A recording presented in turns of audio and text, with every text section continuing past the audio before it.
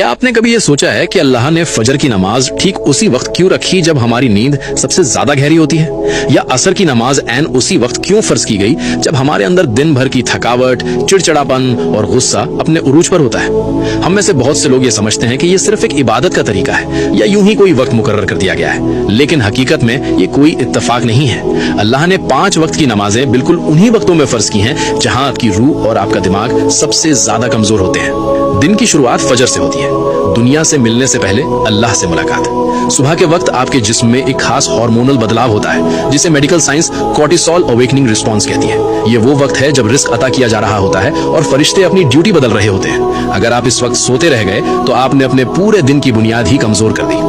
फिर आता है जोहर का वक्त। दिन के बीच में जब आप काम कर रहे होते हैं तो आपके जिस्म का एनर्जी लेवल गिरने लगता है, फोकस खत्म हो जाता है, दिमाग थकने लगता है और इंसान गलत फैसले करने लगता है। जोहर की नमाज आपके दिमाग के लिए अल्लाह की तरफ से एक परफेक्ट न्यूरोलॉजिकल रीसेट है। ये आपके दिमागी बोझ को खत्म करके आपकी तवज्जो को दोबारा बैलेंस करती है।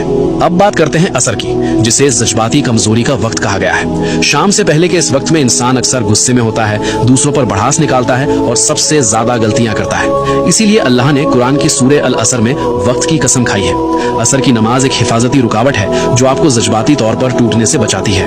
इससे पहले कि हम मगरिब और इशा के एक बहुत बड़े राज की तरफ बढ़ें, इस वीडियो को अभी अपने दोस्तों और अजीजों के साथ शेयर जरूर करें ताकि वो भी नमाज की इस खूबसूरत हकीकत को समझ सकें।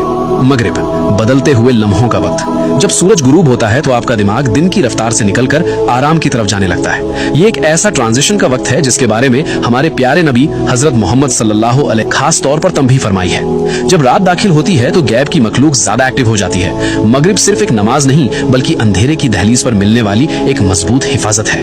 और आखिर में इशा, अंदर की दुनिया की हिफाजत। जब अंधेरा छा जाता है तो इंसान के अंदर ओवर थिंकिंग बढ़ने लगती है, दिल पर एक अजीब सा जज्बाती बोझ महसूस होता है। इस्लाम में नींद को एक छोटी मौत कहा गया है जहां आपकी रूह कब्ज की जाती है। इशा की नमाज गैब की दुनिया में दाखिल होने से पहले आपकी आखिरी हिफाजत है। याद रखिए, जब आप कोई नमाज छोड़ते हैं तो आप सिर्फ एक फर्ज नहीं छोड़ते बल्कि आप वो खास लम्हा खो देते हैं जो खालिक ने आपको संभालने और सुकून देने के लिए भेजा था। या अल्लाह हम सबको और हमारी नस्लों को 5 वक्त की नमाज कायम करने वाला बना दे।